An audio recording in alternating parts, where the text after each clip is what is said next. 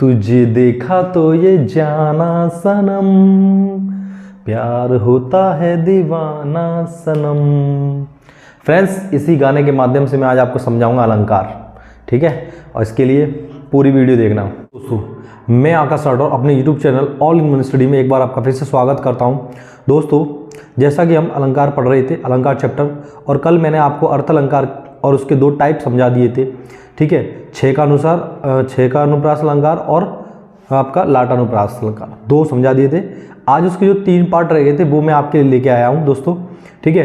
तो बिना देरी करे हुए हम अपनी वीडियो को कंटिन्यू करते हैं और उम्मीद करता हूँ कि आपको मेरी बात समझ में आएगी, ठीक है।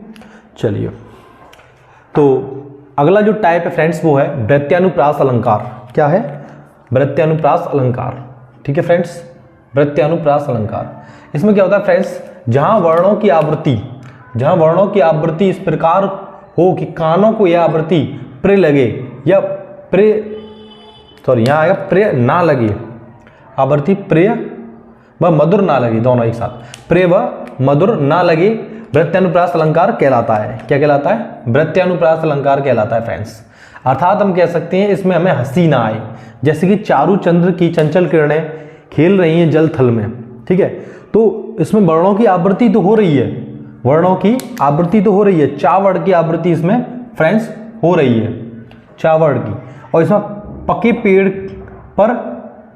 पेड़ पर पका पपीता, पिंकू पकड़े पका पपीता, तो ये इसमें क्या है, पावड़ की रिपीटेशन हो रही है, यानी पावड़ की आवृत्ति हो रही है, ठीक है। तो जैसा कि लिखा हुआ है कि आवृत्ति तो होगी, लेकिन इसमें आपको आवाज़ जो होगी, जो हम बोल रहे हैं, आवृत्ति तो होगी किसी न किसी वर्ड की, लेकिन हमारे कानों को यह आवृत्ति स्वीट नहीं करेगी, यानी कि मतलब मधुर नहीं लगेगी, सूट नहीं करेगी, ठीक है। और सबसे बड़ी बात, आपको इसमें हंसी नहीं आएगी, ठीक है, आपको इसमें हंसी नहीं आएगी। तो उसको हम कहेंगे क्या? वृत्यानुप्रास अलंकार फ्रेंड्स, ठीक। उसके बाद आता है श्रुत्यानुप्रास अलंकार। श्रुत्यानुप्रास अलंकार, श्रुत का मतलब होता है सुनना, ठीक है, जो सुनने में हमें अच्छी लगे। तो वर्णों की वह आवृत्ति जो कानों को प्रिय या मधुर लगे, कानों को सुनने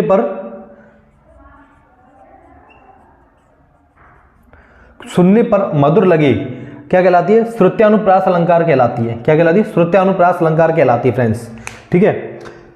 जैसे कि एग्जाम्पल हमारे पास, लैला तुझे लूट लेगी तू लिख कर ले ले।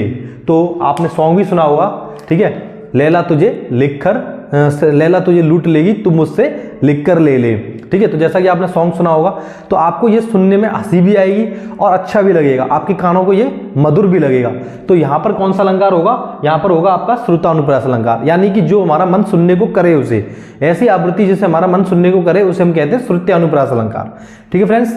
जैसे कि इसका एक एग्जाम्पल है, चंदू के चाचा ने चंदू की चाची को चांदनी रात में चांदी की चम्मच से चटनी चटाई, ठीक है। तो ये इसका एक एग्जांपल है, ठीक है। तो इसमें भी क्या हो रहा है? इसमें रिपीटेशन हो रहा है, रिपीटेशन तो इसमें भी हो रहा है, लेकिन फ्रेंड्स हमें, हमारे कानों को हमें सुनने में ये प्रिय लग रही है, मधुर लग रही है, ठीक है। लेकिन यहाँ पे वृत्यानुप्रास अलंकार में अगर हम बात करें, तो चारू चंद्र की चंचल किरणें, ये हमें ना तो इसमें हमें हंसी आएगी, ना हमें ये सुनने में अच्छी लगेगी। जैसे पके पेड़ पर पका पपीता, ठीक है, ये कोई सुनने में कोई अच्छा नहीं लग रहा है, मधुर नहीं लग रहा है।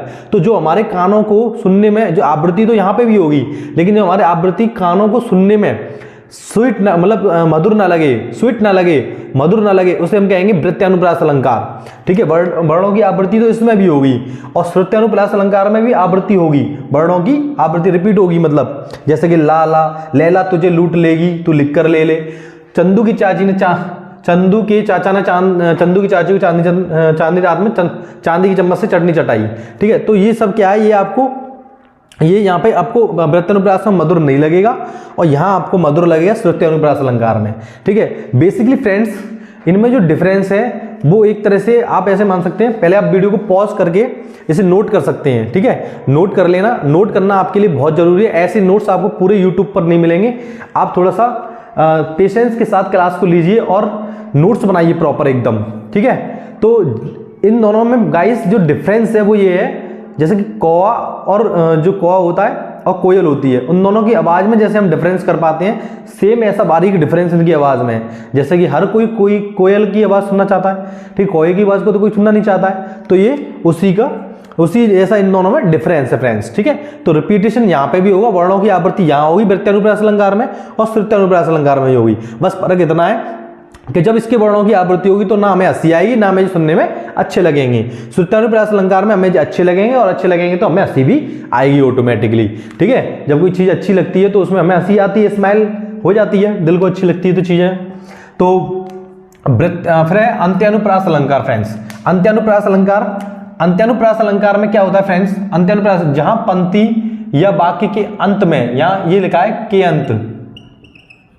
अंत में तुकांत शब्दों यानी तुक मिल रही हो, तुकांत शब्दों अंत्यानुप्रास अलंकार कहलाते हैं। जैसे कि मछली जल की रानी है, जीवन उसका पानी है, तो ये तुक मिल रही है फ्रेंड्स, क्या तुक मिल रही फ्रेंड्स? तो यहां ये क्या, कौन सा, ये तुक मिल रही है, तो ये कौन सा होगा? अंत्यानुप्रास अलंकार होगा।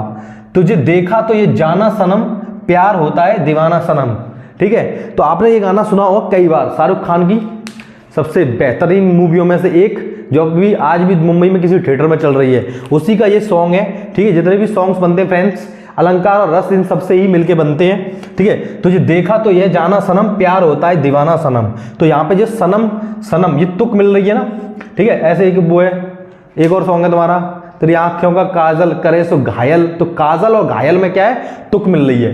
काजल में काजल और घायल, तो यहां पे भी तुक बैठ रही है, तो कौन सा अलंकार है?